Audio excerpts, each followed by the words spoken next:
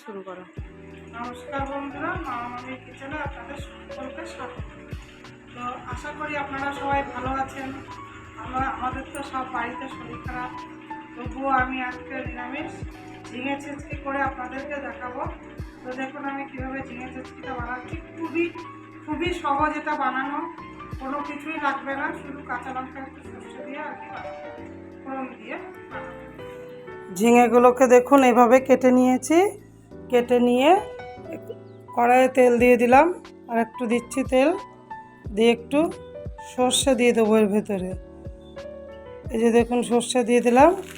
এবার সর্ষের সঙ্গে এই হাতাটাকে দিয়ে একটুখানি সর্ষেটা ভেঙে নিলাম, দিয়ে ঝিঙেগুলোকে দিয়ে দিলাম।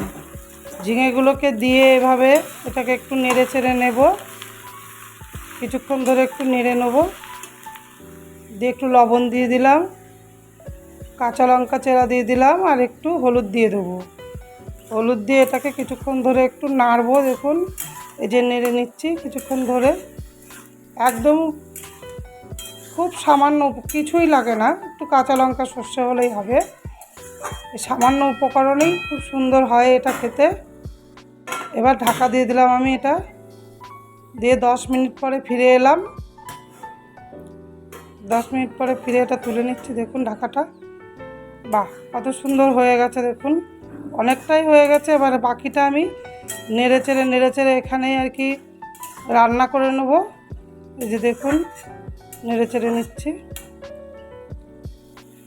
একটু ময়দা দিয়ে দিলাম, আপনারা চাইলে বেসনও দিয়ে দিতে পারেন।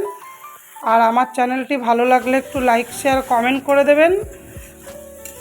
আর যারা আমার চ্যানেলে নতুন বন্ধু আছে তারা একটু সাবস্ক্রাইব করে পাশে থাকার অনুরোধ রইল। একটু চিনি দিয়ে দিলাম, চিনি দিয়ে আরও একটু নেড়ে চেড়ে নেব। দেখুন কত সুন্দর এটা হয়েছে। আর ময়দাটা আমি দিলাম যেন একটু জল জল ভাব থাকে, সেটা থাকবে না, বেশ আঠা আঠা হয়েছে। দেখুন কত সুন্দর, এই দেখুন। এবার আমি এটাকে নেড়ে নেবো, কত সুন্দর হয়েছে এটা দেখুন। আপনারাও বাড়িতে এটা ট্রাই করুন, আর ভালো লাগলে আমাকে কমেন্ট করে জানাবেন এটা কেমন হয়েছে। দেখুন গরম ভাতে দুপুরবেলা এটা সার্ভ করবেন, খুব সুন্দর লাগবে, আবার রুটির সাথেও খাওয়া যাবে। দেখুন দারুণ।